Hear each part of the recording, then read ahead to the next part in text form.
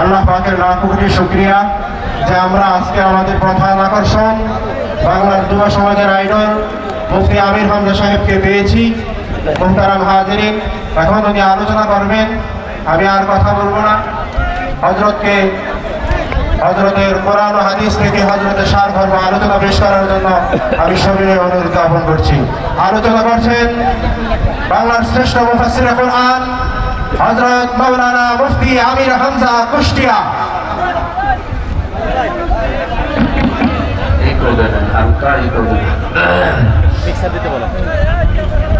আসসালামু আলাইকুম ওয়া রাহমাতুল্লাহি ওয়া বারাকাতুহু। এদিকে গান কেন বসে ওখানে বসে না, এই যে ভেতরে বসে যা, এখান থেকে যান তো, এখানে বসে তো সব বসে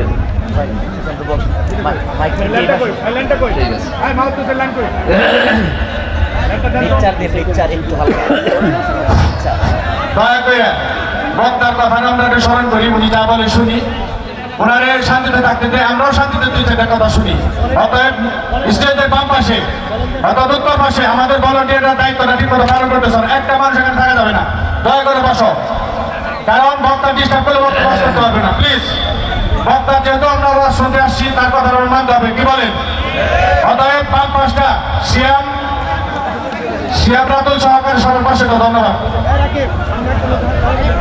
نحمده ونستعينه ونستغفره ونؤمن به ونتوكل عليه ونعوذ بالله من شرور أنفسنا ومن سيئات أعمالنا من يهدي الله فلا مضل له ومن يضلل فلا هادي له ونشهد أن لا إله إلا الله وحده لا شريك له وأشهد أن محمدا عبده ورسوله الذي أرسله بالحق بشيرا ونذيرا وداعيا إلى الله بإذنه وسراجا منيرا فقد قال الله تعالى في كلامه المجيد وبرهانه التوحيد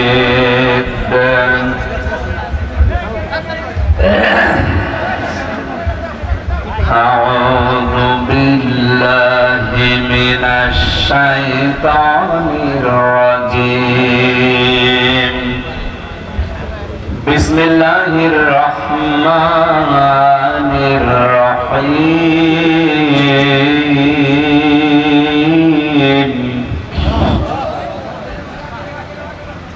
إنما وليكم الله ورسوله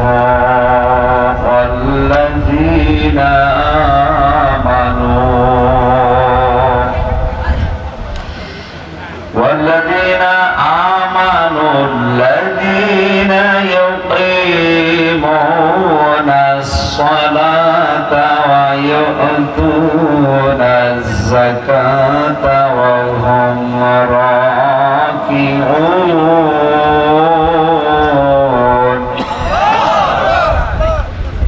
صدقت يا ربنا. عن أبي هريرة رضي الله تعالى عنه قال قال النبي صلى الله عليه وسلم من صام رمضان إيمانا واحتسابا غفر له ما تقدم من ذنبه رواه ابن ماجه. وقال تعالى في شان حبيبي وما زادهم إلا إيمانا وتسليما. اللهم صل على محمد وعلى آل محمد كما صليت على إبراهيم وعلى آل إبراهيم إنك حميد مجيد.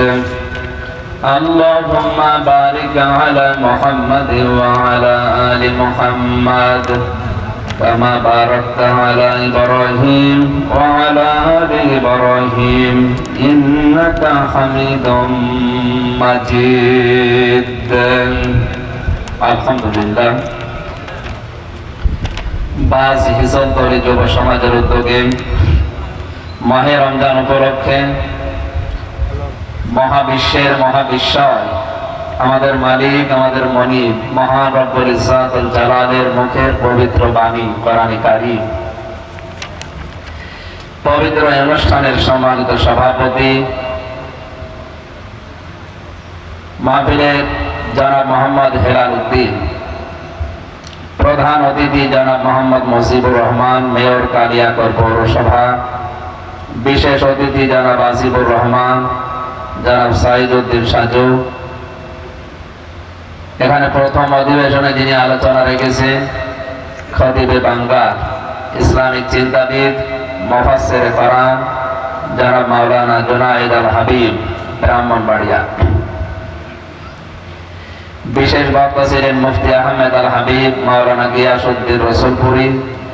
এতক্ষণ যারা আলোচনা রাখলেন মাওলানা হুসাইন আহমেদ মাহফুজ সোয়াডাঙ্গা, মাওলানা হাবিবুর রহমান কালিয়াকৈর, সম্মানিত পরিচালক হাফিজ আব্দুল মালিক, সার্বিক তত্ত্বাবধানে যিনি আছেন হাজী মোহাম্মদ হাসান আলী মাতুব্বর সহ মঞ্চে বসা ওলামা ইকরাম, সম্মানিত ব্যক্তিবর্গ, সামনে বসা মুসলমান ভাইরা, পর্দার আড়ালের সম্মানিতা মা এবং বোনেরা, প্রান্তীয় গাজীপুরবাসী, নদর শিরে শুকরিয়া আদায় করছি মহান রব্বুল আলামিনের পবিত্র মাহে রমজানে পরন্ত এই বিকেলে কোরআন শোনার জন্য যিনি আমাদেরকে এত আগ্রহ তৈরি করে দিলেন, খুশি হয়ে বলছে আলহামদুলিল্লাহ।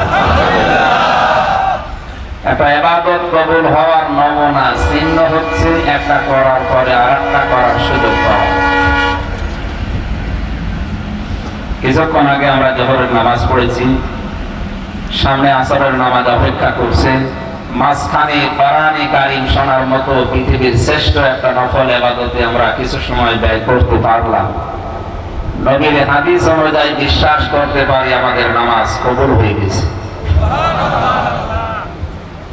সুতরাং আজকে কোরআনে কারীম এই শোনার ভেতরে আল্লাহ যেন আমাদেরকে বরকত দান করেন।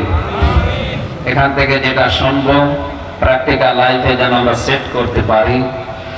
জবান করে বলছে আলহামদুলিল্লাহ।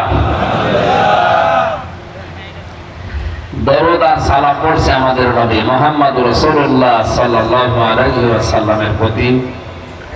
কোরআনে কারীমের ৬৬৬৬টি আয়াতের মাত্র একটা আয়াত পড়েছি, সূরা মায়েদার ৫৫ নম্বর আয়াতটা। মায়েদার শব্দের শাব্দিক অর্থ হচ্ছে দস্তরখানা।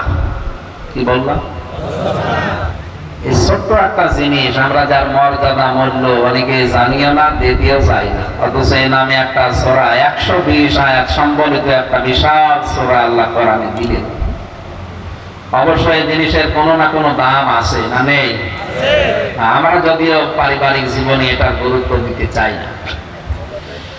হাদিস হচ্ছে নবী বলেন দস্তরখানা বিছিয়ে কেউ যদি খাবার খায়, পড়ে যাওয়া খাবার যদি ওখান থেকে কেউ তুলে খায়, জান্নাতের হুরে দেনমোহর আদায় হয়ে যায়। আপনি কি সুবহানাল্লাহ বুঝে বলছেন? কি সুবহানাল্লাহ বলেন? জান্নাত পাবেন কিনা সে গ্যারান্টি তো এখনো হাতে আসেনি। হযরত ওমরের হাতে এসেছিল, আবু বকরের হাতে এসেছিল রিদওয়ানুল্লাহি তাআলা আলাইহিম আজমাইন। আমাদের হাতে এসেছে? বলেন বলেন। অথচ এই ছোট্ট একটা আমল যদি আমরা করি, দস্তরখানায় পড়ে যাওয়া ভাত বা তরকারি যাই বলেন, এই খাবারটা তুলে খেয়ে ফেলতে পারে, জান্নাতে যাওয়ার যে মহিলার যে সমস্ত হুর আছে তাদের সাথে বিবাহের যে দেনমোহর এইটার দ্বারা আদায় হয়ে যাবে। বিশ্বাস করা যায় যে আমাদের আল্লাহ জান্নাত দেবে যদি এই আমল আমরা করি। দ্বিতীয় নম্বরে, যদি কেউ মসজিদে কোনো ময়লা আবর্জনা টোকরা পড়ে থাকে, নিজ দায়িত্বে যদি তুলে ফেলে দেয়, তার জন্য এই সুসংবাদ আছে। এই দুইটা কাজ আমাদের জীবদ্দশায় আল্লাহ যেন দান করে। মায়েরা শব্দের আর একটা অর্থ হচ্ছে এই পৃথিবীর বিস্তীর্ণ খাবারের ভান্ডার। তামাম দুনিয়াটা আল্লাহ মায়েদা হিসাবে সাজিয়ে রেখেছেন। এই যে ফসলের দিকে তাকান, বিভিন্ন রকমের ফসল, তামাম দুনিয়া ভর্তি করা, মনে হচ্ছে একটা খাবারের প্লেট। তাহলে মায়েদা মানে দস্তরখানা, খাবারের প্লেট। এ সূরার নামকরণ শেষ হয়ে গেল। 120টা আয়াত আছে, কয়েকটা ভাগে সূরাটা ভাগ করা হয়েছে। আমরা যেখান থেকে আলোচনা করছি, আলোচনার বিষয় হচ্ছে বন্ধু। কি বললাম? বন্ধু। শব্দটা ছোট্ট, কিন্তু এর যে এত প্রভাব মানব জীবনে। আল্লাহ বন্ধু এই শব্দ দিয়ে একটা আয়াত নিজে ঘোষণা দিচ্ছেন, তাও শব্দের প্রথম হচ্ছে ইন্নামা। এখানে যারা আরবি গ্রামার বোঝে জিজ্ঞাসা করেন, ইন্নামা শব্দ কোন শব্দের বাক্যের আগে যদি আসে, অর্থ দাঁড়ায় বাংলায় একমাত্র, কেবলমাত্র। এইটাই আল্লাহ বোঝাতে চাচ্ছেন, এই জন্য ইন্নামা এই শব্দ দিয়ে আয়াত শুরু করে। নবীজি নূরের তৈরি না মাটির তৈরি, এই নিয়ে বাংলাদেশে ঠেলাঠেলি আছে না নেই? আল্লাহ পাক জবাব দিয়েছেন, কুল ইন্নামা আনা বাশারুম মিসলুকুম ইউহা ইলাইয়া। হে নবী, আপনি বলেন আমি কেবলমাত্র, শুধুমাত্র তোমাদের মতোই মানুষ। তাহলে আয়াত দ্বারা ইন্নামা দিয়ে আল্লাহ কেবলমাত্র, শুধুমাত্র এইটা বোঝাতে চেয়েছেন। এই আয়াত যেটা পড়লাম এ পর্যন্ত বুঝেছেন কিনা? নবীজির মর্যাদা দিতে গিয়ে অনেকে আল্লাহর উপরে তুলে ফেলছে, অনেকে সাহাবীর মর্যাদা দিতে গিয়ে নবীর উপরে তুলে ফেলছে। না, প্রত্যেকের ধাপ আছে আলাদা আলাদা। আপনি সাহাবীকে নবীর সমান করতে পারেন না, বুঝতেছেন? তামাম দুনিয়ার সব সাহাবী মিলে একজন নবীর মর্যাদা পাবে। তামাম দুনিয়ার সব নবী রাসূল মিলে আল্লাহর মর্যাদা পাবে। যেখানে যার স্থান ওইটা ওই জায়গায় ওখানে দেওয়া লাগবে। আল্লাহ পাক বলেন, নবী আপনি তামাম দুনিয়ার মানুষকে এই কথা বলেন, আমি কিন্তু কেবলমাত্র, শুধুমাত্র তোমাদের মতোই মানুষ। হ্যাঁ, পার্থক্য আছে। ইউহা ইলাইয়া, আমার প্রতি ওহী আসে, তোমাদের প্রতি আসে না, এইটাই পার্থক্য। তাছাড়া আপনি যাই ফতোয়াবাজি করেন না কেন, এই আয়াত কোরআন থেকে আপনি তুলে দিতে পারবেন। আপনার মহব্বত তো কোরআনের আয়াতের উপরে যেতে পারে না। কথা বুঝতেছেন? হ্যাঁ, আমি নিচে নামলাম। ইন্নামা শব্দ দিয়ে আল্লাহ এই আয়াত তার এই বক্তব্য শুরু করছেন, বলতে চাচ্ছেন কেবলমাত্র, শুধুমাত্র তোমাদের বন্ধু এই পৃথিবীতে। তিনটা নাম এখানে এসেছে। বন্ধুত্বের প্রভাব এত বেশি, দুনিয়া তৈরি হওয়ার পর থেকে আজকের এই দিন পর্যন্ত, কিয়ামত পর্যন্ত এর প্রভাব মানব জীবনে থাকবে। ফেরাউনের নাম শুনলে মানুষ গালি দেয়, অথচ তার জীবনে আমি তাফসীরে ফি জিলালিল কোরআনে পড়ে দেখেছি লোকটা অত খারাপ ছিল না। ওকে খারাপ বানানোর পেছনে সবচাইতে বড় ভূমিকা পালন করেছে ওর বন্ধু হামান টাক। কে?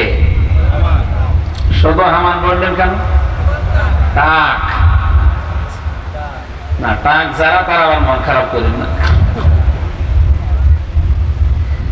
এই লোকটা খালি ফসলাতো। সে ছোটবেলা থেকে ওর পেছনে লেগে থাকতে থাকতে ওর মা বাবার অবাধ্য বানিয়েছে এই বন্ধু। মুফাসসির লিখেছেন শেষ পর্যন্ত বাড়ি থেকে বের করার পেছনে এই বন্ধু দায়ী। বিভিন্ন মানুষের ফসল আদি নষ্ট করা, কলা চুরি করা, বেল চুরি করা, যে মানুষের গাছের ফল পেড়ে খাওয়া চুরি করায় অভ্যাস এই বন্ধুর কাছ থেকে এই লোক শিখেছিল। মানুষের বিভিন্ন বিচার আদি দিতে ওর মা বাবার কাছে। একটা সন্তান, নাম তার আসওয়াদ, ওর নাম ফেরাউন না। ওই দেশে যারা দেশের রাষ্ট্রপতি হয় তাদের নামই হয়ে যায় ফেরাউন। আমাদের দেশে যিনি রাষ্ট্রপতি আছে তার নাম কি? রাষ্ট্রপতি নাম কি? শাহাবুদ্দিন। অথচ যে পদে আছে পদের নাম কি?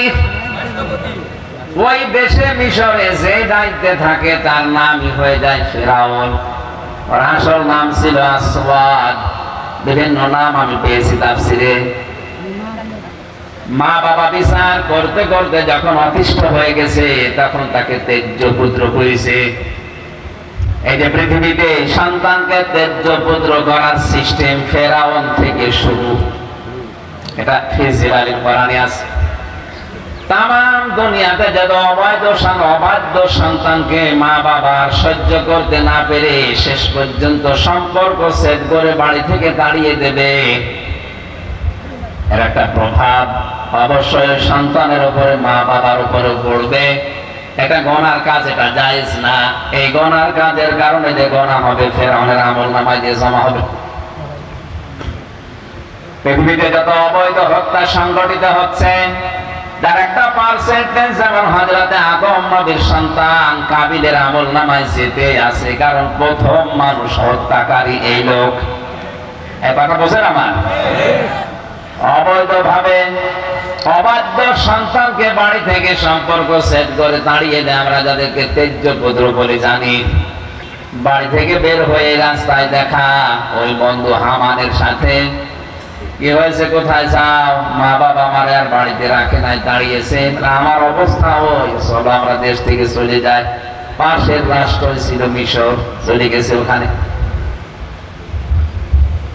ওখানে যাওয়ার পর আমার ঘটনা বলার উদ্দেশ্য না, আমার উদ্দেশ্য হচ্ছে এই লোকটাকে, এই যে একেবারে বাড়ি থেকে বের হয়ে যাওয়া একটা নিঃস্ব মানুষ, এখান থেকে মিশরের বাদশাহ এবং সর্বশ্রেষ্ঠ খোদা দাবি করার পেছনে ভূমিকা ছিল বন্ধু হামানের।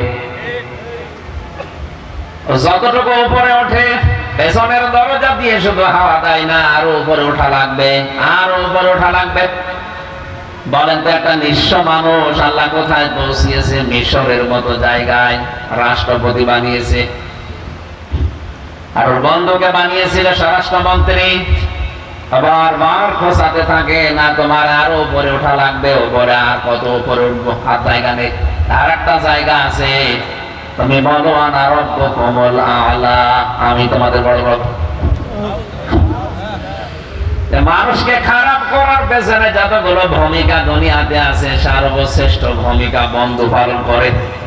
কথা বলে না কেন?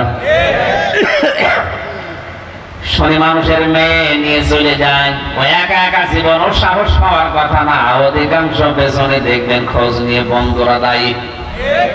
বন্ধুরা সাহস দেয়, অসুবিধা নেই, শুধু নিয়ে আয়, আমরা বাকিটা করছি।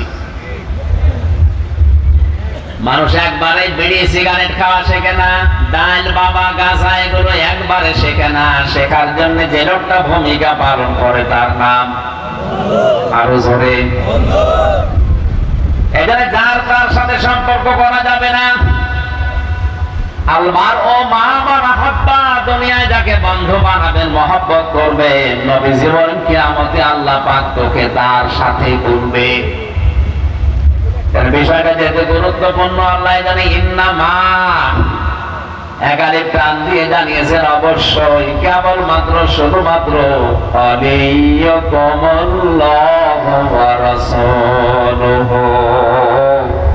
তোমাদের একমাত্র বন্ধু হব প্রথমে আমি আল্লাহ। আল্লাহ নিজে বলছেন আমি তোমাদের বন্ধু। এখন আল্লাহর সাথে কেউ যদি বন্ধুত্ব করতে চায়, অবশ্যই কিছু না কিছু দেনা পাওনা আছে, কিছু শর্ত মানা লাগবে। কথা বুঝতেছেন? হযরত ইদ্রিস নবীর কাছে আজরাইল একবার এসে বলেছিল আমি আপনার সাথে বন্ধুত্ব করতে চাই। মনে বলে না, আমি বন্ধুত্ব করি না স্যার তার সাথে, কারণ ওই প্রভাব আমার ভেতরে পড়বে। তবে তুমি যখন ফেরেশতা এসেছো, আমি রাজি আছি, আমার 3টা শর্ত পূরণ করা লাগবে। ফেরেশতা এসেছে সরাসরি, তারপরেও তিনি রাজি না একবারে বন্ধুত্ব করার জন্য। আর আমাদের এক প্যাকেট বিড়ি দিলে আমরা রাজি হয়ে যায়। খুব হিসাব করে সামনের জীবনে চলবেন। যার তার সাথে বন্ধুত্ব করা যাবে না, কিয়ামতে আবার না জানি তার সাথে ওঠা লাগে কিনা। আপনি এখনই নিজের বিবেককে বলেন তো, যার সাথে আপনার ভালোবাসা বন্ধুত্ব, কিয়ামতে যদি ওই লোকটার সাথে আপনাকে আল্লাহ ডাকে, ওর যা চরিত্র আপনি তো জানেন, এই কথা বলেন না কেন? আপনার কি মনে হয় যা ওর সাথে কিয়ামতে ডাকলে আল্লাহ আপনাকে মাফ করবে?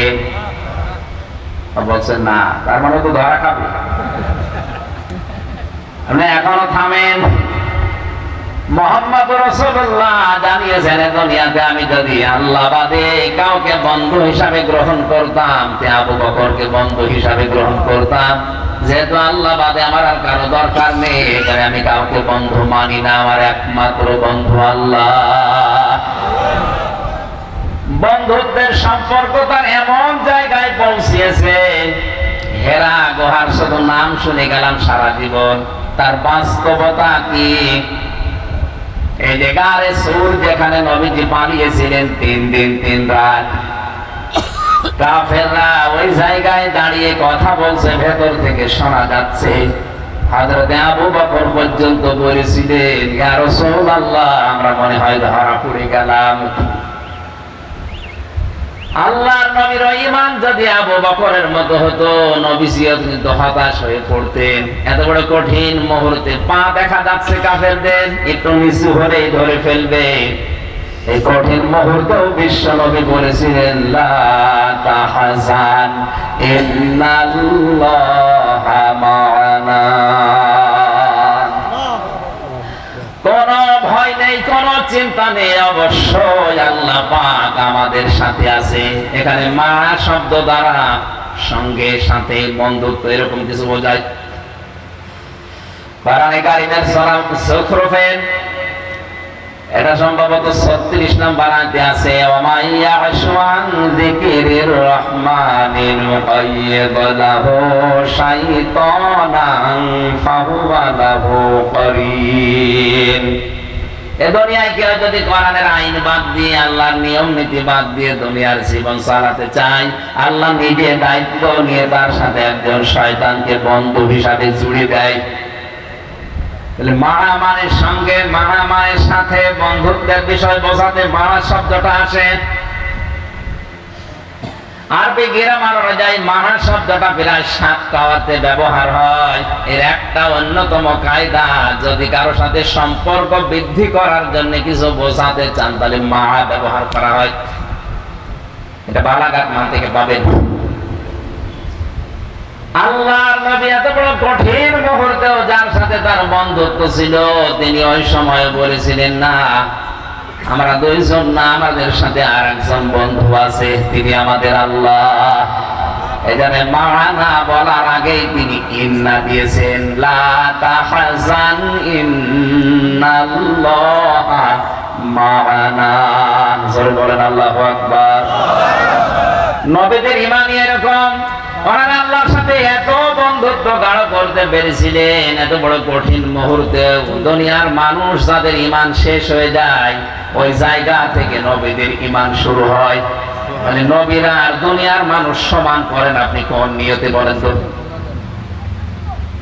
মুসা নবীর সাহাবী যারা ছিল, সাথী যারা ছিল, লোহিত সাগর পার হওয়ার সময় আমরা কোরআন দেখতে পাই, 3 দিক থেকে ফেরাউনের সৈন্য যখন আসছিল, হযরতে মুসা নবীর সাথী সঙ্গে যারা সাহাবী সবাই বলেছে, আমরা ধরা পড়ে গেলাম, ইন্না লামুদরাকুন। শুধুমাত্র ধরা পড়লাম তা বলে নাই, ইন্না দিয়েছেন, লাম দিয়েছেন। ও মুসা, সামনে সাগর, পেছনে 3 দল, অবস্থা যা দেখতে পাচ্ছি আর বাঁচার কায়দা নেই, অবশ্যই আমরা ধরা পড়ে গেছি। হযরতে মুসা এমন কঠিন মুহূর্তেও ঘাবড়িয়ে যাননি, কারণ তার বন্ধু একজন আছে। এক কথা বলছেন, হযরতে মুসা আলাইহিস সালাম ওই কঠিন মুহূর্তেও তিনি যেহেতু আল্লাহর সাথে বন্ধুত্ব করেছেন, কালিমুল্লাহ কথা বলতেন আল্লাহর সাথে, ডাক দিয়ে বলে, আমার সাহাবীরা, আমার সঙ্গে সাথীরা, ক্বালা কাল্লা ইন্না মা'ইয়া রাব্বী সায়াহদিন। কোরআনের এক একটি শব্দ আমার মনে হয় তামাম দুনিয়ার চাইতে ভারী। আলেম যারা আছে বুঝবেন, আপনি তাকান তো। হযরতে মুসা নবী এই কঠিন মুহূর্তেও তিনি সরাসরি বলতেন না, ভয় পেও না, আল্লাহ আছে, বলেন নাই। তিনি গ্যারান্টি দিলেন প্রথমে, ক্বালা কাল্লা, কখনোই না, ইন্না মা'ইয়া রাব্বী। এই যে মা বলছিলেন না, অবশ্যই আমার রব আমাদের সাথে আছেন, শুধু সাথে আছেন তা না, সায়াহদিন অতি শীঘ্রই তিনি আমাদের পথ দেখাবেন। তিনি যদি ইয়াহদিন বলতেন তাও তো অর্থ হয়ে যেত। সিন লাগালেন কেন? সিন, সাউফা, কদ, লাম এরকম 13টা শব্দ আছে আরবি গ্রামারে। কোন সেন্টেন্সের আগে যদি একটা আসে অর্থ হয় অতি তাড়াতাড়ি। সিন দিলে খুব বেশি তাড়াতাড়ি, সাউফা দিলে আর একটু তাড়াতাড়ি।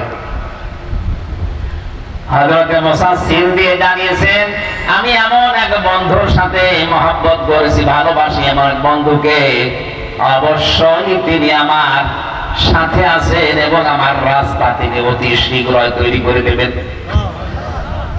তাফসীরে হাক্কানী মুফাসসির লিখেছেন, সিন শব্দ যদি ওই মাঝখানে না বলতেন সায়াহদিন, আমার আল্লাহর সাহায্য আসতে হয়তো দেরি হতো।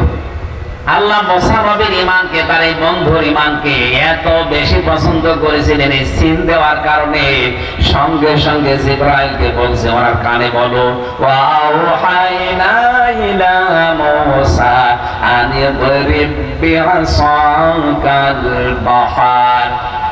হে নবী মুসা, আপনার বন্ধু আমাকে পাঠিয়েছে, আপনার হাতে যে লাঠি আছে এই লাঠিটা দিয়ে শুধু সামনে দরিয়ায় আঘাত করেন, বাকি যা করার আল্লাহ নিজে করবে।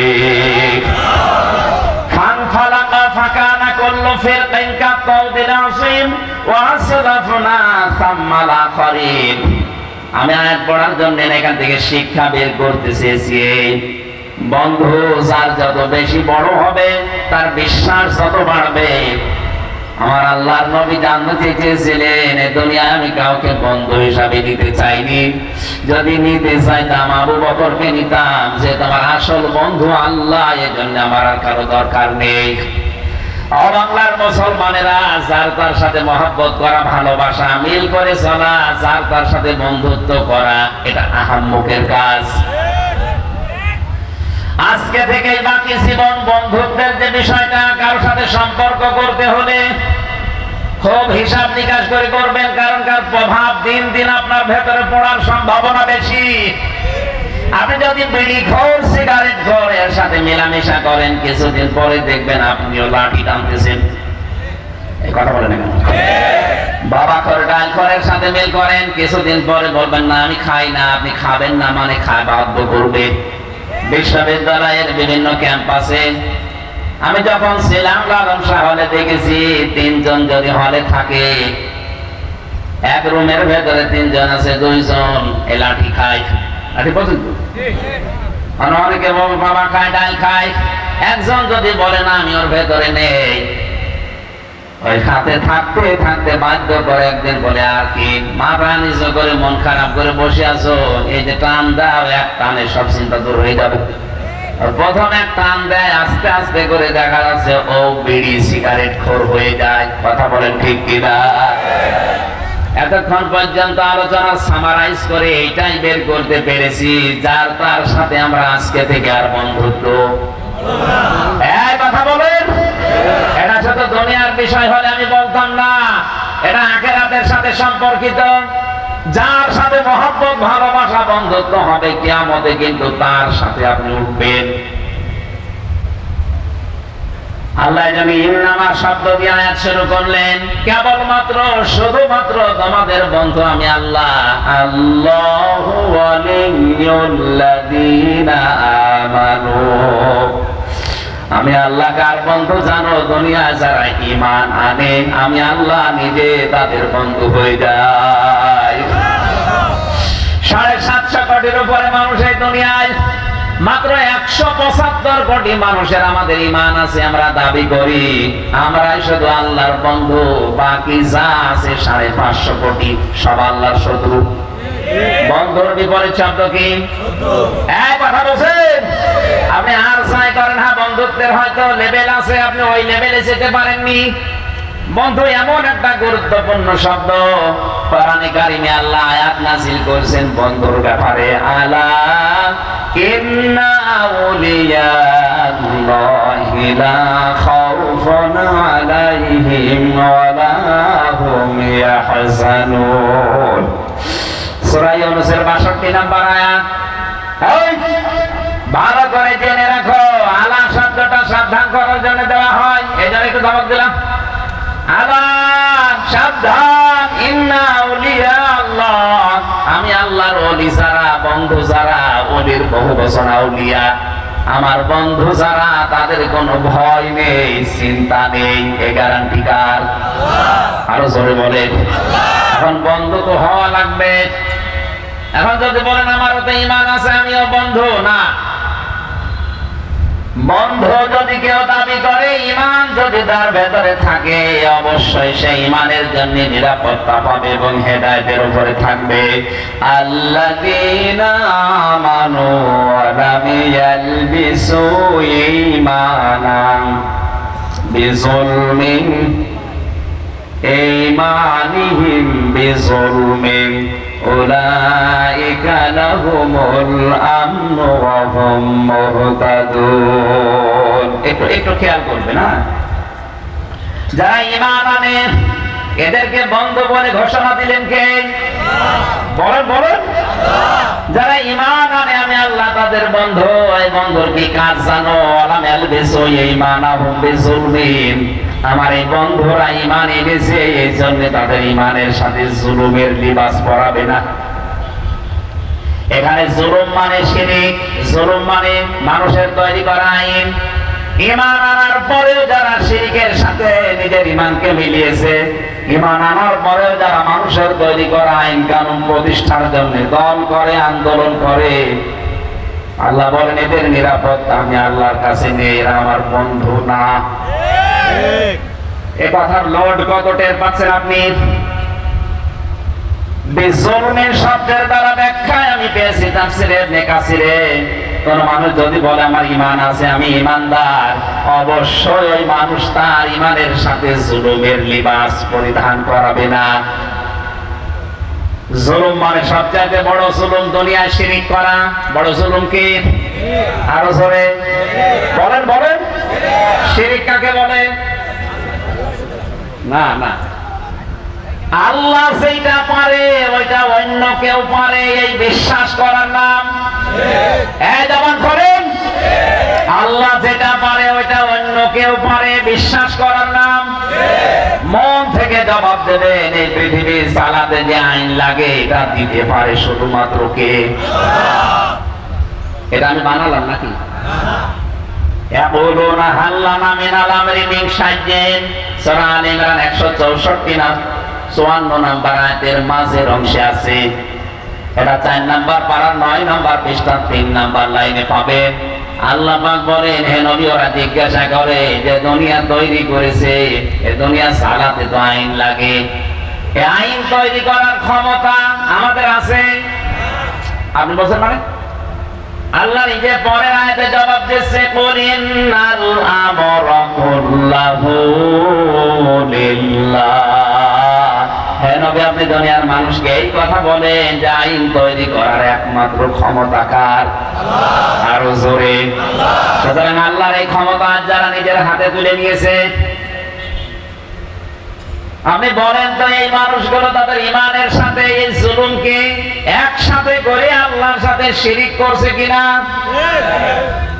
এটা আল্লাহর তৈরি করা আইন থাকার পরেও যারা নিজের আইন তৈরি করে ব্যক্তি, পরিবার, সমাজ, রাষ্ট্র চালাতে চায়, আর এর জন্য যারা দল করে, আন্দোলন করে, যারা মিছিল মিটিং করে, সময় দেয়, টাকা দেয়, সবগুলো মুশরিক। কথার অর্থ আপনি বুঝবেন না আমি জানি, কারণ আপনি যদি বুঝেও থাকেন না বোঝার ভান করবেন, আপনি মনে করবেন বুঝে ফেললে তো সমস্যা, পরে বুঝবো। এক সাইডে শুধু ফুল তোলে বাগানের, বাগানের মালিকের ছেলে যে বলছে, চাচা আপনার ছেলে খালি আমার বাগানের ফুল ছেড়ে আপনি একটু নিষেধ করতে পারেন না? চাচা বলছে, ভাতিজা নিষেধ করে করবো কি, ওর মাথা একটু খারাপ, এই কারণে ফুল ছেড়ে, অন্য কিছু না। ভাতিজা বলছে, চাচা ওর মাথা যদি খারাপ হবে, আমার বাগানের পাশে তো আপনার বাগান, আমার বাগানের ফুল প্রতিদিন ছেড়ে দেয়, আপনার বাগানের ফুল তো ছেড়ে না। চাচা বলতে, ভাতিজা ওর মাথা খারাপ, অত খারাপ না। বাংলা ভাষায় সহজ কথা বললাম, শিরক কি বুঝেছেন আমি জানি, কিন্তু না বোঝার ভান করে আছেন। বুঝলে আপনি আর ফুল ছিঁড়তে পারবেন না। আমি আবার রিপিট করছি, ঈমান আনলে আপনি আল্লাহর বন্ধু। বন্ধু হতে হলে ঈমানের সাথে কোনদিন আপনি শিরকের, জুলুমের, মানুষের তৈরি করা আইনকে লেবাস পরাতে পারবেন না। তাহলে আল্লাহর পক্ষ থেকে আপনি নিরাপত্তার বাইরে চলে যাবেন। পরের শব্দ এটা, উলাইকা লাহুমুল আমন, যারা তাদের ঈমানের সাথে এই লেবাস পরাবে না শিরকের, জুলুমের, কুফরের, মানুষের তৈরি করা আইনের, এই মানুষগুলোকে আমি আল্লাহ বলছি এরা নিরাপত্তা পেয়ে গেছে এবং এরাই হেদায়েত প্রাপ্ত। করে বলেন সুবহানাল্লাহ। এরা বন্ধুর অনেক বড় দায়িত্ব আছে।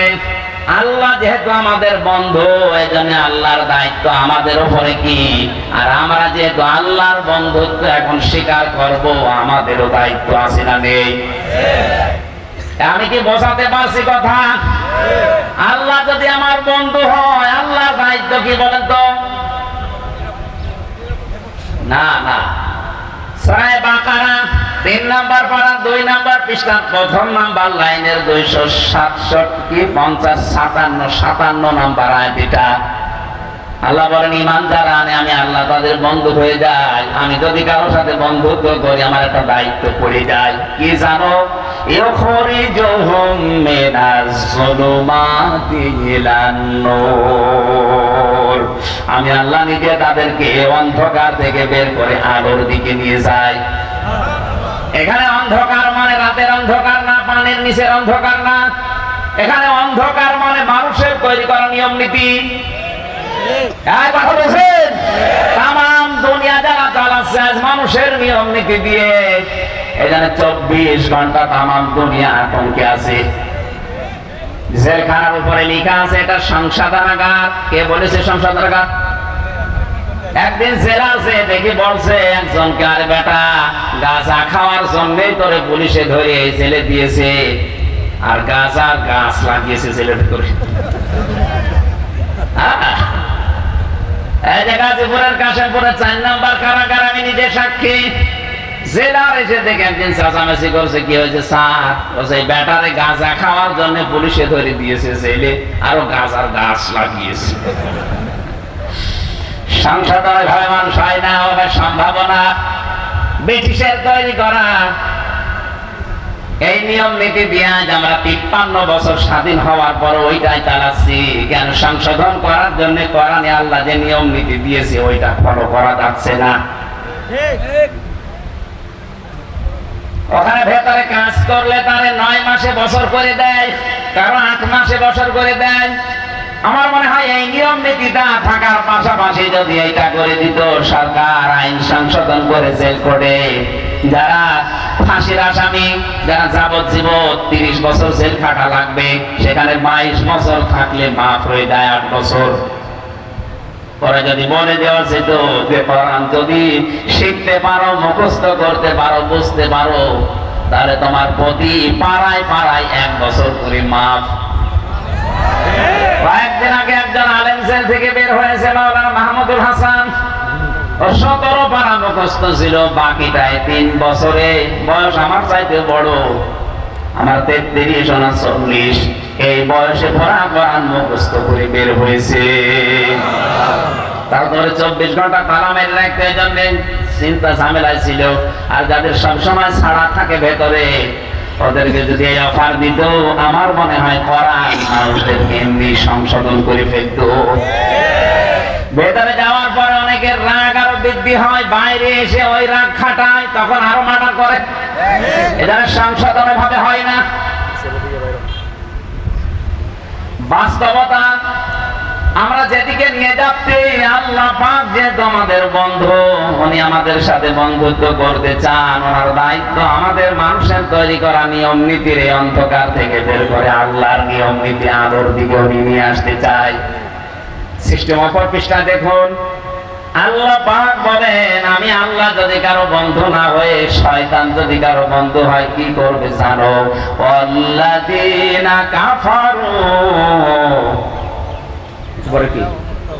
হ্যাঁ, أولياؤهم الطاغوت يخرجونهم من النور إلى الظلمات আল্লাহ পাক বলেন শয়তান যদি কারো বন্ধু হয়ে যায়, এই তাগুত কারো বন্ধু হলে তারও দায়িত্ব আছে। সে কি করে জানো? আলোর পথ থেকে বের করে অন্ধকারের দিকে নিয়ে যায়। এখানে আলো আল্লাহ এক বচন দিয়েছেন, আর জুলুমাত বহু বচন দিয়েছেন। এজন্য অন্ধকারের পথ হাজারো, শিরকের পথ অন্ধকারের পথ, কুফরের পথ অন্ধকারের পথ, বেদাতের পথ অন্ধকারের পথ, জুলুমের পথ অন্ধকারের পথ। এক কথা বুঝতেছে? মানুষের তৈরি করা আইন এগুলো অন্ধকারের পথ। শয়তান মানুষদেরকে আল্লাহর ইসলাম থেকে বের করে করে ওই সমস্ত জুলুম, শিরক, কুফর, বেদাতের দিকে নিয়ে যায়। এটা তার বন্ধুত্বের দাবি। এজন্য আমাদের উচিত হচ্ছে আমরা যদি আল্লাহর সাথে বন্ধুত্ব করি, আল্লাহ পাক যদি আমাদেরকে এই নিয়ম নীতি অন্ধকার থেকে বের করে ইসলামের দিকে, আলোর দিকে নিয়ে আসে, তাহলে বুঝবেন আপনি আল্লাহর বন্ধু হয়েছেন। এবার আসেন শর্তে। কোন মানুষ যদি আল্লাহর বন্ধুত্বের দাবি করে, তাকে 4টা শর্ত দুনিয়ায় পূরণ করা লাগবে। কয়টা? আরো জোরে। 1 নম্বরে আল্লাহ যে চিঠি পাঠিয়েছেন বন্ধুত্ব করার জন্য, চিঠি তার পড়া লাগবে। রমজান কোরআন নাযিলের মাস, এই চিঠি পাওয়ার মাস। আজকে থেকে সিদ্ধান্ত নিয়ে বাড়ি যাবে, যতদিন আমি এই চিঠি শুদ্ধ করে না পড়তে পারবো, ততদিন আমার কোনো দম নেই। এক কথা বুঝতেছেন?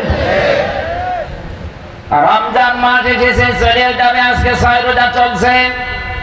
দেখতে দেখতে আর 24টা দিন পার হয়ে গেলে বছরে মাস আবার 1 বছর পরে ঘুরে আসতেও পারে, আপনার কাছে নাও আসতে পারে। কিন্তু আপনি যদি এখন সিদ্ধান্ত নিয়ে যান যে আমি আল্লাহর সাথে বন্ধুত্ব করতে চাই, আর আল্লাহ তার বন্ধুত্বের প্রথম শর্ত দিয়েছে যে তার এই চিঠি শুদ্ধ করে পড়া লাগবে, আমি যেভাবেই হোক এটা শুদ্ধ করে পড়বই, এই নিয়ে তো যদি লেগে পড়েন, আলিফ বা তাসা পড়েন, আপনি অসুবিধা নেই। এই অবস্থায় পড়তে পড়তে যদি মারা যান, আপনি তালেবে ইলম হয়ে মরবেন, আপনার কোনো হিসাব নেই। তালেবে ইলম শুধু 8 বছর 10 বছরের বাচ্চাদের বলা হয় না, এ মুরব্বিও তালেবে ইলম হতে পারে। কোরআন শেখার জন্য যে যখন থেকে আরম্ভ করবে, ওইটাই তালেবে ইলম। ওইটা কি? ইলম তলবকারী ছাত্র। সুতরাং ওই অবস্থায় যদি তালেবে ইলম কেউ মারা যায়, তার পেছনের অপরাধ কিন্তু ওই মুহূর্তে আল্লাহ মাফ করে দেয়। এই সুযোগটা আমরা কাজে লাগাতে পারি কিনা? শুধু আল্লাহর এই চিঠি বন্ধুত্বের শর্ত পূরণে পড়লে হবে না, এটাকে বুঝতে হবে। বাংলাদেশ সহ আজ বিশ্বের দিকে তাকান। আজকে আমি একটা আলোচনা ছিলাম ঢাকা কাঁটাবনে, মানে গুরুত্বপূর্ণ 2টা পয়েন্ট আমার মনে পড়ছে। আজ ইহুদিরা মাত্র 60 লাখের মতো ফিলিস্তিনে, ইসরায়েলে, অথচ তামাম দুনিয়ার 750 কোটি মানুষ শাসন করছে। 60 লাখ মানুষ। মানুষ তো তারা বেশি না, কিন্তু 2টা কাজ তাদের বেশি। 1 নম্বরে তাদের পড়াশোনা, 2 নম্বরে তাদের ত্যাগ, শ্রম। ওদের লেখাপড়ার সিস্টেম সব জায়গায়, এবং ওদের ত্যাগ, ওদের শ্রমটা এত বেশি। এই 2টা জিনিস ওদের সাথে আছে, এই জন্য তামাম দুনিয়া তাদের হাতের নিচে। আমাদের মুসলমান আমরা কম না, পৃথিবীর এখন আমরা 2য় সারিতে আছি। তামাম দুনিয়ায় সবচাইতে বেশি মানুষ বাস করে খ্রিস্টান ধর্মে, এরপরে আছি আমরা। অথচ তামাম দুনিয়ায় আমরা 2য় থাকার পরও শুধু মায়ের খাচ্ছি। কথা বলে ঠিক কিনা?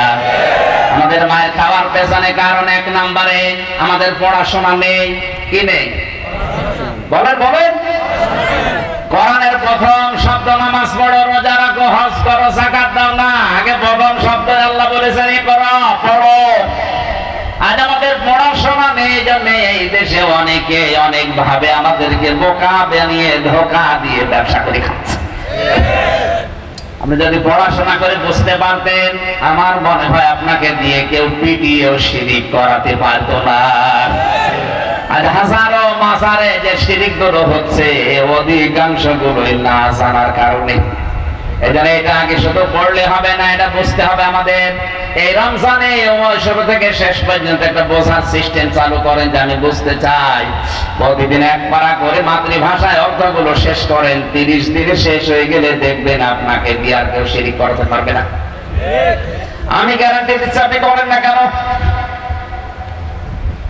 আপনি নিজে যখন বুঝে ফেলবেন না আমার ভাষা মনে পড়ছে, এই আয়াত তো এর সম্পর্কে আছে, এটা তো শিরিক, আল্লাহ বাদে অন্য কারো নামে জিকির করা শিরিক, আমি এই শিরিকে নেই, তাহলে এই দেশের 48,000 দরবারের 48,000ই প্রায় বন্ধ হয়ে যাওয়ার কথা। অধিকাংশ দরবারে দেখেন আল্লাহর নামের পাশাপাশি জিকির হয় অন্য কারো নামে, এমনকি অনেকে আল্লাহর নামকে খণ্ডিত করে ডাকে। আর এটা তো কোরআন বলছে জায়েজ নেই। ওয়ালিল্লাহিল আসমাউল হুসনা ফাদউহু বিহা ওয়া যারুল্লাযীনা ইলহিদুনা ফি আসমাই। আল্লাহর বহু সুন্দর নাম আছে, ডাকো তাকে, কিন্তু সাবধান আল্লাহর নাম খণ্ডিত করে, ইলহাদ করে, উল্টা পাল্টা করে, কাটছাঁট করে ডাকবা না। সুতরাং যারা আলী বাবা, শালী বাবা, দয়াল বাবা, পাগলা বাবা, আংলা বাবা করে ডাকছে, ওটা একেবারেই মাইনাস। আর যারা আল্লাহর নামকে খণ্ডিত করে ডাকছে, এটাও মাইনাস। এই কথা বলে না কেন? যারা আল্লাহর কালেমাকে ভাগ করে ইল্লাল্লাহ ইল্লাল্লাহ বলে ডাকছে, তারাও মাইনাস হয়ে যাবে। কারণ ইলহাদ শব্দের শাব্দিক অর্থ হচ্ছে উলট পালট করা। কে আপনাকে পারমিশন দিয়েছে আল্লাহর এই কালেমাকে ভাগ করার? বলেন।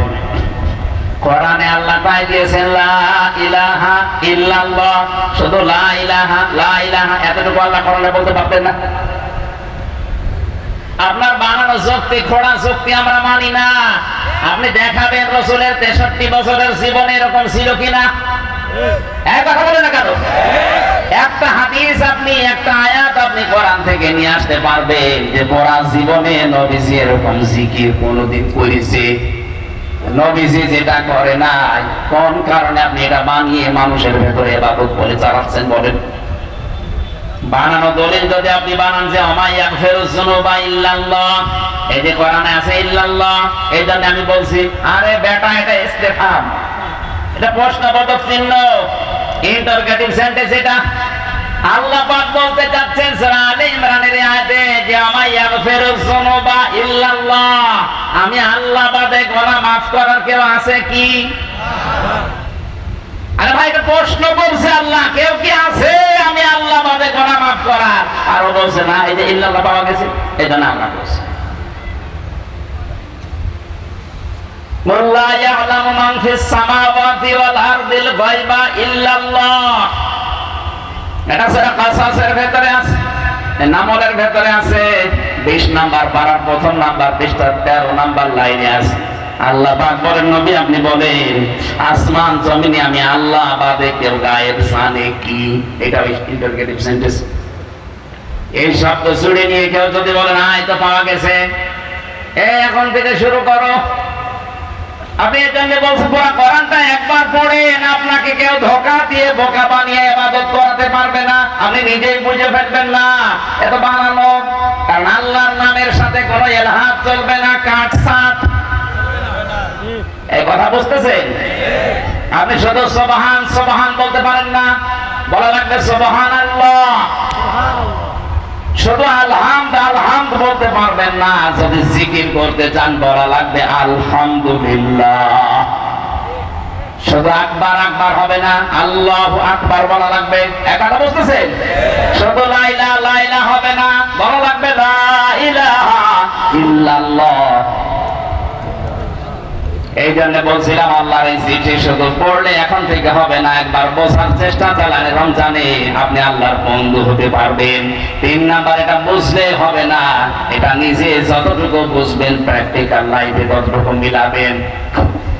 আজ বাংলাদেশে কোরআন কম মানুষ পড়ছে না। আমরা অনেকে একটা জরিপ পেয়েছিলাম জানুয়ারি মাসে, 100 জনের 95 জন কোরআন শরীফ শুদ্ধ করে পড়তে পারে নাই বাংলাদেশে। হ্যাঁ, এটা ঠিক আছে, কিন্তু পড়ে অনেকেই, শুদ্ধ হোক আর অশুদ্ধ হোক, পড়ে অনেকেই। আমাদের প্রধানমন্ত্রী যিনি, উনিও পর্যন্ত তাহাজ্জুদের নামাজ পড়ে, ফজরের নামাজ পড়ে, কোরআন পড়ে, এরপরে যায় অফিসে। কথা বলছেন কেন? ও যাই পড়েছে কোরআন, যাই বুঝেছে ওই অনুযায়ী যদি প্র্যাকটিক্যাল লাইফে মিলাতে যেত, এই দেশের কোনো টাকা বেগম পাড়ায় পড়ে থাকতো না।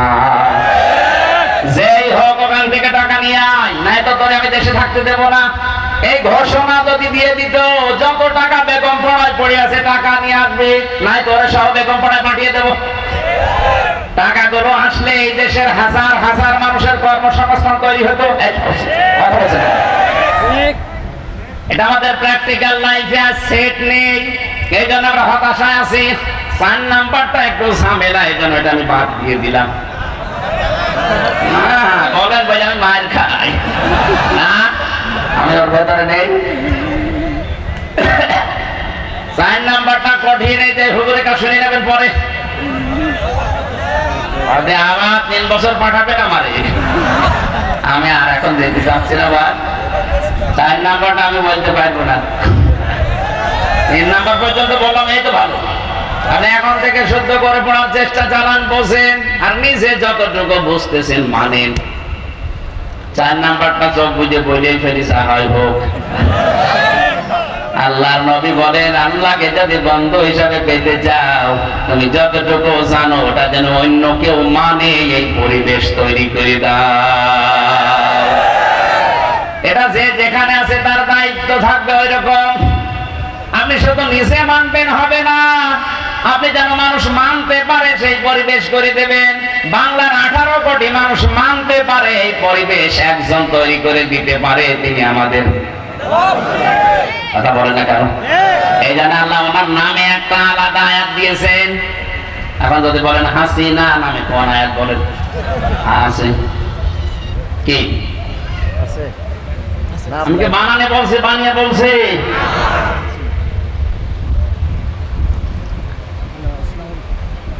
সূরা নিসা 5 নাম্বার পারা 8 নাম্বার পৃষ্ঠা 3 নাম্বার লাইনের শেষের দিকে আয়াতটা আছে। আমাদের প্রধানমন্ত্রীর নামই আল্লাহ ধরেছে, আমি ধরতে পারলাম না।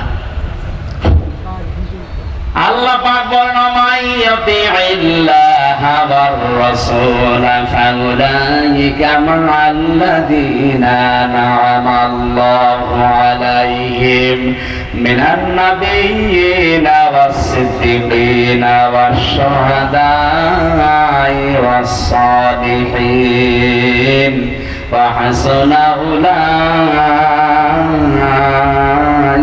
রাফীকা। আল্লাহ ওনার নামে একটা আয়াত দিয়েছেন, সূরা হাসর 41 নাম্বার আয়াত। আল্লাযীনা ইম্মাক্কান্নাহুম ফিল আরদি আকামুস সালাতা ওয়া আতাবুজ যাকাত ইলা আখির আয়াত। আল্লাহ পাক বলেন, আমি যাকে ক্ষমতার চেয়ারে বসাবো তার 4টা কাজ হবে। ক্ষমতায় যেই প্রথম নাম্বারে সে নামাজের বিল পাশ করে দেবে। এই দায়িত্ব আমির হামজার। এক কথা বলুন, এই দায়িত্ব সভাপতির। কার? হ্যাঁ, যে দায়িত্বে আছে মেন জায়গায় তার। আল্লাহ তার নাম ধরে বলেছেন, আল্লাযীনা ইম্মাক্কান্নাহুম ফিল আরদ। ক্ষমতার চেয়ারে যেই লোকটা বসবে তার প্রথম দায়িত্ব নামাজের বিল আনা। বাংলাদেশে চুরি, ডাকাতি, ছিনতাই, রাহাজানি, ধর্ষণ বন্ধ করার জন্য একটা বিধানে যথেষ্ট, নামাজ। এটা কায়েম করে দেন, এমনি বন্ধ হয়ে যাবে, এগুলো আমি গ্যারান্টি দিচ্ছি। কোরআনের দিকে তাকিয়ে, ইন্নাস সালাতা তানহা আনিল ফাহশাই ওয়াল মুনকার, অবশ্যই নামাজ নামাজীকে অশ্লীল ফাহিশা কাজ থেকে বিরত রাখবে। শুধু রাখবে বলেননি আল্লাহ, ইন্না দিয়েছেন রাখবে। আল্লাহর গ্যারান্টি মিথ্যা? আমরা তো মিথ্যা বলছি, কারণ আমরা নামাজ পড়ি না। এই জন্য ছিনতাই বন্ধ হয় না, এই জন্য চুরি ডাকাতি বন্ধ হয় না, ধর্ষণ বন্ধ হয় না। এগুলো বন্ধ করার জন্য নামাজ দরকার আছে না নেই? যতদিন রাষ্ট্রীয়ভাবে নামাজ কায়েম না হয়, মুসলিম হিসাবে আমার নিজের ফরজ দায়িত্ব মনে করে আজরাইল যতদিন না আসে ফরজ নামাজ আমরা ছেড়ে দেব না। এই পারবেন এটা? কিয়ামতে যত প্রশ্ন করা হবে সর্বপ্রথম কিন্তু এই প্রশ্ন আগে, আউয়ালু মা ইউহাসাবু বিহিল আবদু ইয়াউমাল কিয়ামাতিস সালাত। কিয়ামতের সর্বপ্রথম প্রশ্ন হবে বান্দা নামাজ পড়তে কিনা বল। যারা নামাজ পড়েন না কি জবাব দেবেন আপনি? অথচ আয়াত নাযিল হওয়ার পর, এই হাদিস বলার পর সাহাবায়ে কেরামের ভেতরে আমল করার এত স্পৃহা দেখা দিয়েছে। হযরতে আব্দুল্লাহ আনসারী রাদিয়াল্লাহু তাআলা আনহুর জীবনীতে পেয়েছি, উনি মসজিদে যেতেন সবার পেছনে, আসতেন সবার আগে। হযরত ওমর একবার নালিশ দিলেন, ইয়া রাসূলুল্লাহ, এই লোকটা আসে সবার পেছনে, চলে যায় আপনার সালাম ফেরানো হতে হতে, তোমার মুনাফিক। নবীজি বললেন, আন্দাজে ধারণা করা যাবে না, চলো দেখি। বাড়িতে গেলেন, সালাম দেওয়ার পরে 3 বারের পরে তিনি বের হয়ে আসলেন। ডাক দিয়ে বলে, আব্দুল্লাহ, তুমি জানো আমি নবী যদি কারো উপরে নারাজ হয়ে যায়, মহান আল্লাহ তার উপরে নারাজ হয়ে যায়। তোমার বাড়ির সামনে এসে আমি 3বার ডাক দিলাম, এত দেরি করলে কেন আসতে? হযরতে আব্দুল্লাহ বলে, ইয়া রাসূলুল্লাহ, আপনার মুখে আমি শুনেছি কিয়ামতে নাকি সর্বপ্রথম আল্লাহ নামাজের হিসাব নেবেন। আমার স্বামী স্ত্রীর মাত্র একটাই পোশাক আছে নামাজ পড়ার মতো, সতর ঢেকে নামাজ পড়ার মতো একটাই পোশাক আছে, বাকি যা আছে ওগুলো দিয়ে নামাজ আদায় করা যায় না। এই জন্য যে চোখের মতো গর্ত মতো দেখেন, অল্প কিছু কাপড় পরে আমার স্ত্রীকে ওখানে রেখে চলে যায়। জলদি করে জামাতে নামাজ ধরি, কারণ জামাতে নামাজ পড়লে 27 বার নামাজ পড়ার সওয়াব পাওয়া যায়। তাড়াতাড়ি নামাজ শেষ করে আমার চিন্তা আসে, আমি আপনার বয়ান শুনি, কথা শুনি, কিন্তু যখনই মনে হয় যে না, আমি একা না, আমার স্ত্রীকেও জাহান্নাম থেকে বাঁচানো লাগবে, তাড়াতাড়ি করে নামাজ শেষ করে সালাম ফিরিয়ে আমি দিয়ে দৌড়। বাড়িতে এসে ওই গর্তের ভেতরে ছোট পোশাক পরে আমি বসে থাকি, স্ত্রী আমার নামাজে দাঁড়ায়। আমি কোরআনের আয়াত জানি, ও আনফুসাকুম ওয়া আহলিকুম নার, ওহে যারা ঈমানের দাবি করো, নিজেকে জাহান্নাম থেকে যেমন বাঁচাবে, তোমার আহল পরিবারদেরকেও বাঁচাও। এখানে একটা কথা আছে, শুধু নিজে বাঁচা জাহান্নাম থেকে ফরজ, নিজে বাঁচা বলেন না কেন?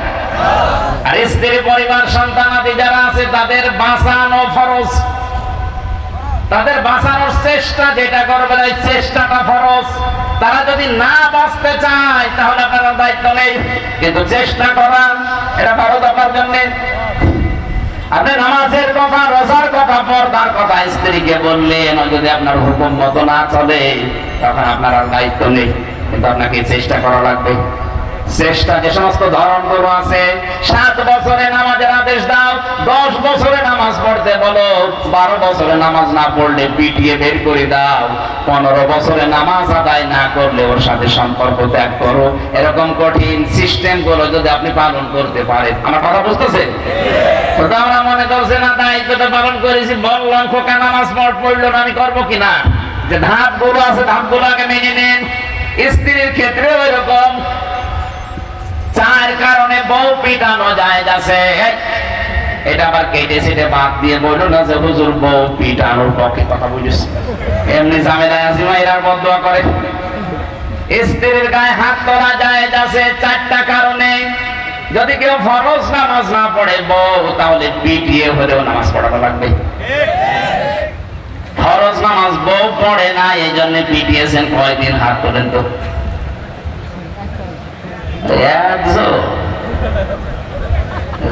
তারপর একটা ইমানদার আছে, ওইটা কে গো?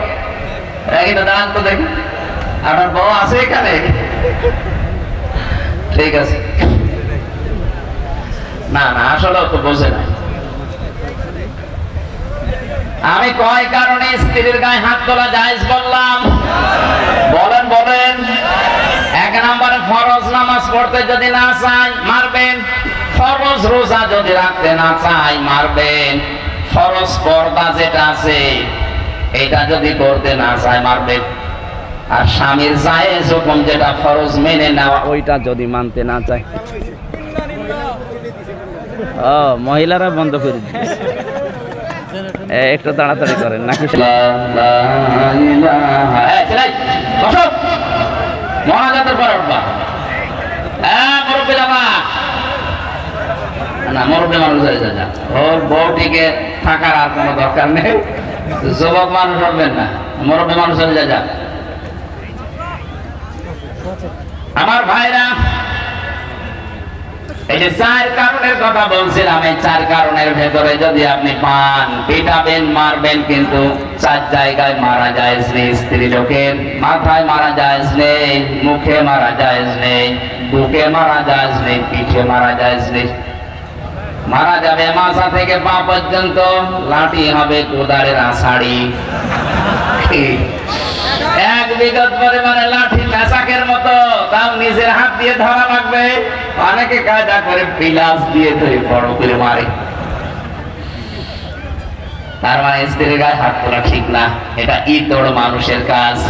সংসার যদি না ঠিকতে মনে বলে বা না থেকে আপনি গায়ে হাত তুলবেন না, বাদ দিয়ে দেন। কথা বুঝতেছে? বউ মারে যারা, ওগুলো ইতর। কি মেয়েরা তো এবার খুশি যে আমাদের গায়ে আর হাত তোলার। আমার স্ত্রীকে বাঁচাতে হবে জাহান্নাম থেকে, এই কারণে তাকে নামাজে দাঁড় করিয়েছি। এসে আপনি যখন ডাক দিচ্ছিলেন, আমার স্ত্রীর প্রথম রাকাত চলছিল, নামাজের অবস্থায় আমি তাকে ডাকবো কি করে? দ্বিতীয়বার ডাক দিয়েছেন, তৃতীয়বার ডাক দিয়েছেন। স্ত্রী তাড়াতাড়ি নামাজ শেষ করে ওই গর্তের ভেতরে ছোট পোশাক পরে বসেছে। আমি ওই যে পোশাকটা আমি আপনার সামনে চলে এসেছি। হে নবী, যদি বেয়াদবি হয় আমারে মাফ করে দেন। বিশ্ব নবী আমার কেঁদে ফেললেন, ডাক দিয়ে বলে, সাহাবীরা কি মনে করছিলে তোমরা? আর এর অবস্থা কোন জায়গায় পৌঁছিয়েছে? একটাই মাত্র পোশাক ছিল নামাজের মতো স্বামী স্ত্রীর, এরপরও জামাতে ফরজ নামাজ আমার সাহাবী ছেড়ে দেয়নি। নবীজি তাকিয়ে দেখলেন উঠানের উপর একটা বাচ্চা বাঁধা, চেন দিয়ে, শিকল দিয়ে, দড়ি দিয়ে, রশি দিয়ে বেঁধে রেখেছে, ছোট্ট বাচ্চা। আল্লাহর নবী বললেন, আব্দুল্লাহ আনসারী, তোমার কথা শুনে আমি খুশি হয়েছি, কিন্তু কি করেছো? এতটুকু বাচ্চা বেঁধে রেখেছো, তুমি এত নিষ্ঠুর কেন? সাহাবী বলে, হে রাসূল, আমার স্ত্রী তো ছোট পোশাক পরে বাইরে আসতে পারে না, ওই পোশাকটা নিয়ে আমি কর্মজীবনে যাই খাদ্যের সন্ধানে, খাবারের জন্যে। আমার ছোট্ট সন্তান, এ বাড়ির ভেতরে যে একটা বাঁকা খেজুর গাছ, ওই বাঁকা খেজুর ওখান থেকে পড়ে, ওটা ইহুদির বাগান থেকে বাঁকা হয়ে এসেছে। পাকা পাকা খেজুর ওখান থেকে পড়ে, আমার সন্তান না বলে হয়তো খেয়ে ফেলতে পারো, তো ছোট মানুষ বোঝে না। আমি মুসলমান দাবি করি, আপনার মুখে শুনেছি, লা ইয়াদখুলুল জান্নাতা জাসাদুন গুযিয়া বিল হারাম। ওই শরীর জান্নাতে যাবে না যেটা হারাম দালালিতে পালিত হয়। আমার সন্তান হারাম জিনিস খেয়ে শরীর বানাবে, কত জাহান্নামে যাবে। ওকেও বাঁচানো আমার দায়িত্ব, এই জন্য কষ্ট হলেও যতক্ষণ বাইরে থাকি ওরে শিকল দিয়ে বেঁধে রাখি। আমার মনে হয় এরকম মানুষ মুসলমান এখন আমাদের দেশে ভরি ভরি। কোথায় আছে আল্লাহর বিধান আমাদের সামনে? আমাদের এখান থেকে শিক্ষা নেওয়া লাগবে। বড় মানুষ যদি আল্লাহর বিধানকে গুরুত্ব না দেয়, আল্লাহ নিজে তার দায়িত্ব ছেড়ে দেয়। আপনি আল্লাহর বন্ধু দাবি করছেন, অথচ আল্লাহর বিধানগুলো মানুষ যেন মানতে পারে সেই ব্যবস্থা করে দিতে পারেন না। আল্লাহর কাছে আপনি 14 বার হজ করে আসতে আল্লাহর বন্ধু হতে পারেননি।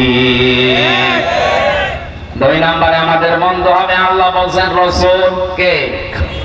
রাসূলকে বন্ধু পাওয়ার আবার 4টা শর্ত আছে। সূরা বাকারা আছে 129 নম্বর আয়াত, 151 নম্বর আয়াত, সূরা আলে ইমরান 164 নম্বর আয়াত, সূরা জুমা 2 নম্বর আয়াত। কোরআনে আল্লাহ 4 জায়গায় আয়াতটা দিয়েছেন যে রাসূলকে কেউ যদি বন্ধু হিসাবে পেতে চায়, এই 4 দফা কর্মসূচি দুনিয়ায় পালন করা লাগবে। 1 নম্বরে ইয়াতলু আলাইহিম আয়াতিহি, রাসূলের 1 নম্বর কাজ ছিল তিনি আয়াত তেলাওয়াত করে মানুষকে শোনাতেন। আয়াত মানে শুধু কোরআনের আয়াত না, আয়াত মানে নিদর্শন। আয়াত মানে বলেন বলেন ইতিহাস, এটা আয়াত। ইতিহাস কার আয়াত?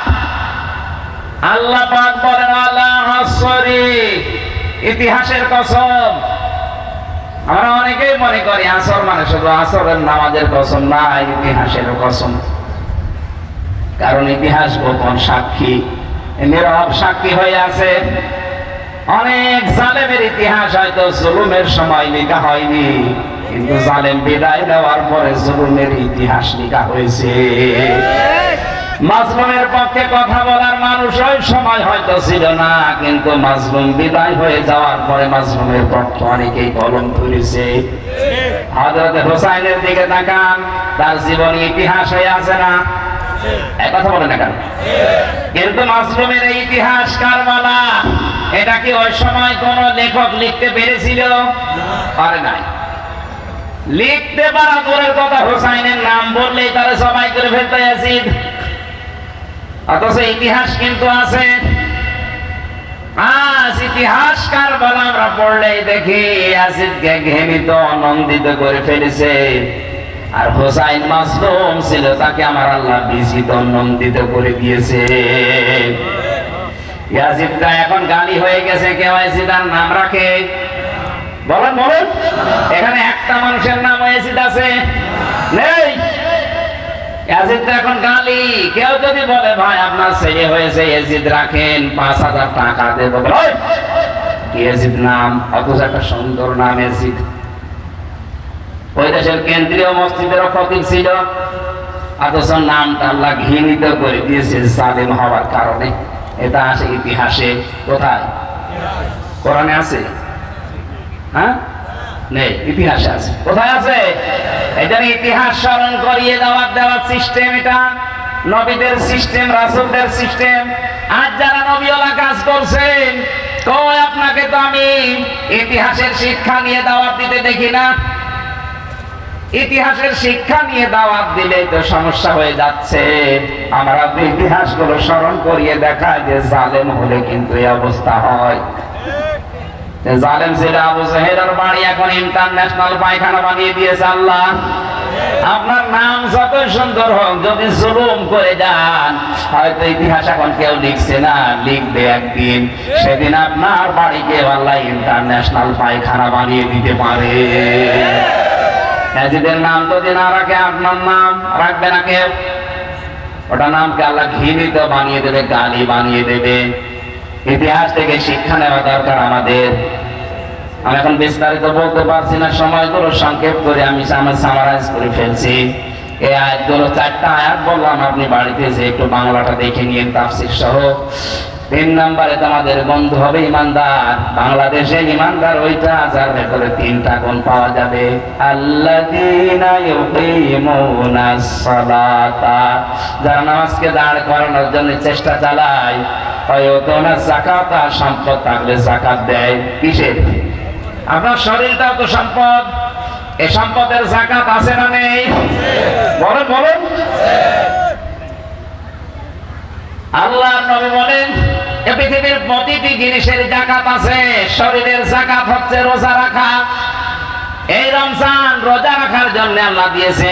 হাতের মতো শরীর নিয়ে রোজা রাখেন, আর বড় হুজুর আমার গ্যাস। গ্যাস মানে রোজা রাখলে গ্যাস আর ভালো হয়। ফামান শাহিদা মিনকুম আশ-শাহরা ফালিয়াসুমহু, দুনিয়ায় কেউ যদি রোজার মাস পায়, আল্লাহ পাক বলেন সে যেন অবশ্যই রোজা রাখে। এই নির্দেশ কার? আল্লাহ। সুতরাং যারা রোজা রেখেছেন আলহামদুলিল্লাহ, যারা রাখতে পারেন না আজকে থেকে শুরু করবেন। কারণ রমজানের একটা রোজা তামাম দুনিয়া সারা বছর রোজা করলেও পূরণ হবে না। প্রতিটি জিনিসের যাকাত হিসাব করে যারা দেয়। সম্পদের যাকাতে যে এখন শুরু করছে অনেকে, এমন এমন চালাক মানুষ আছে, 7.5 ভরি সোনা হলে যাকাত দেওয়া লাগে। এই জন্য 7 ভরি কিনে আর হাফ ভরি কিনে না বলে দরকার নেই। অন্যান্য সম্পদ আবার আলাদা আলাদা কিনে রেখেছে, 7 ভরি পর্যন্ত শেষ, 7.5 ভরি আমি জীবনও করবো না। অথচ যাকাতের যে সিস্টেম গুলো আছে, আপনার ব্যবসায়িক মাল, আপনার পরিবারের যে মাল আছে, ব্যাংকে যে টাকা পড়ে আছে, শুধু ব্যবহারিক জিনিসপত্র বাদ দিয়ে 1 বছরে খেয়ে দেয় যদি ৭৫,০০০ টাকার উপরে কারো কাছে টাকা থাকে, তার 100 টাকায় 2.5 টাকা যাকাত দেওয়া কি? যারা এই যাকাত দেবে তারা হবে ইমানদারের বন্ধু। আর যাকাত আছে জরিমানা মনে করে অনেকে যাকাতকে।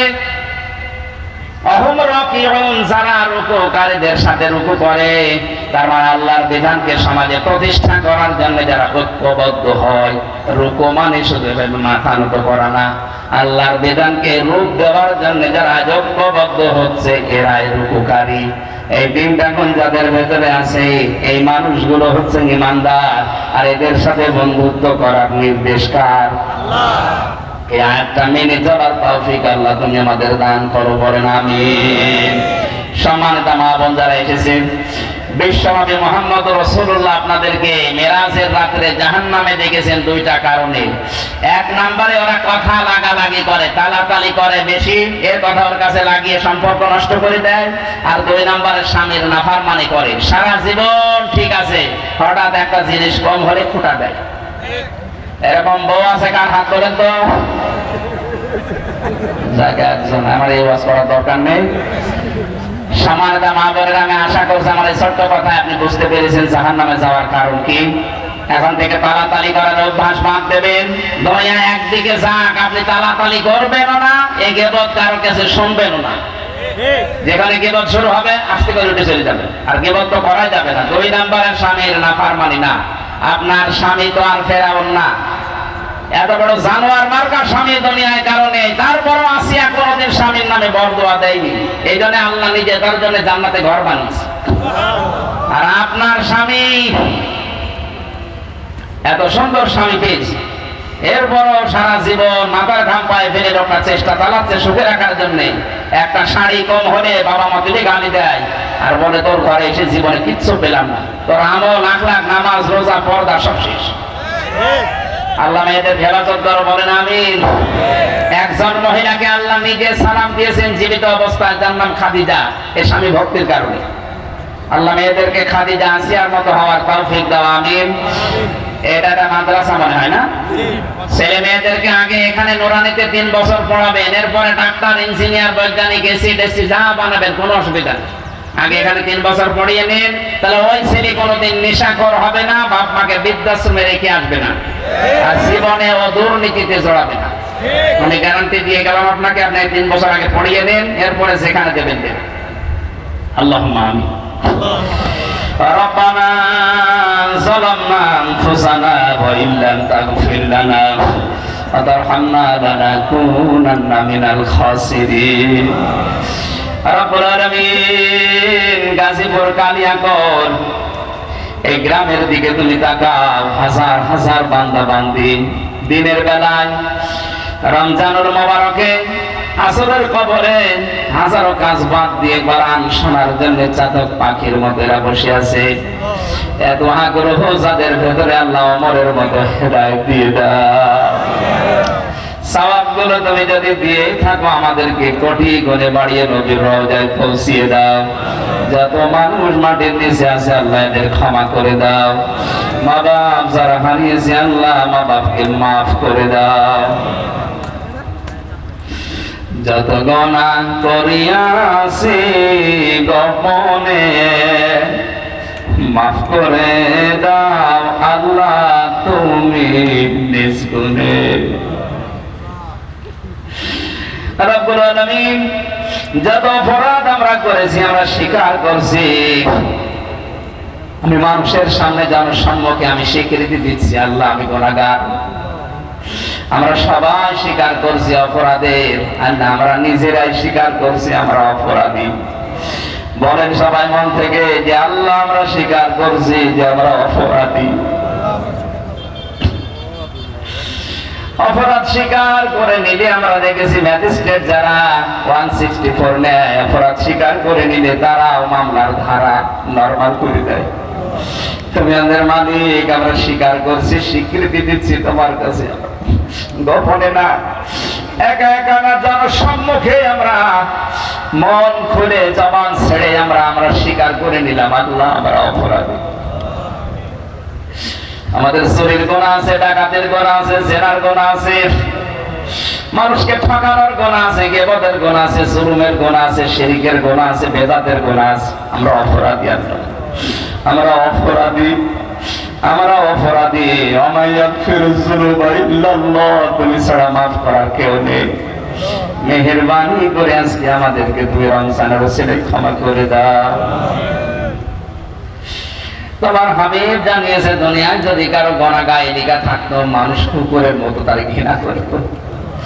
যেভাবে গোপন রেখে দিয়েছে আল্লাহ, কে আমাদেরকে অপমান করো না। কোরআনের তাফসীরে পড়েছি যে যে ধরনের অপরাধ করে তার কপালে নাকি কিয়ামত এটা লেখা থাকবে, তার আকৃতি ওই রকম হয়ে যাবে। আল্লাহ তুমি আমাদের কপালে এরকম অপমান লজ্জাজনক লিখে দিও না।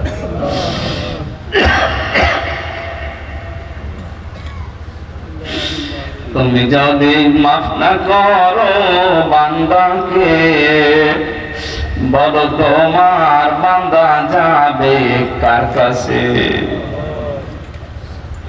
এ মাহফিলের আয়োজন যারা করেছে, শোনার জন্য যারা এসেছে, নারী পুরুষকে কবুল করে নাও।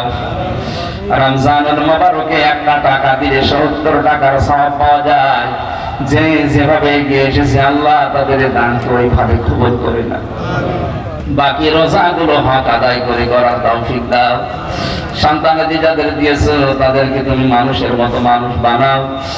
স্ত্রী স্বামীর ভেতরে মহব্বত পয়দা করে দাও।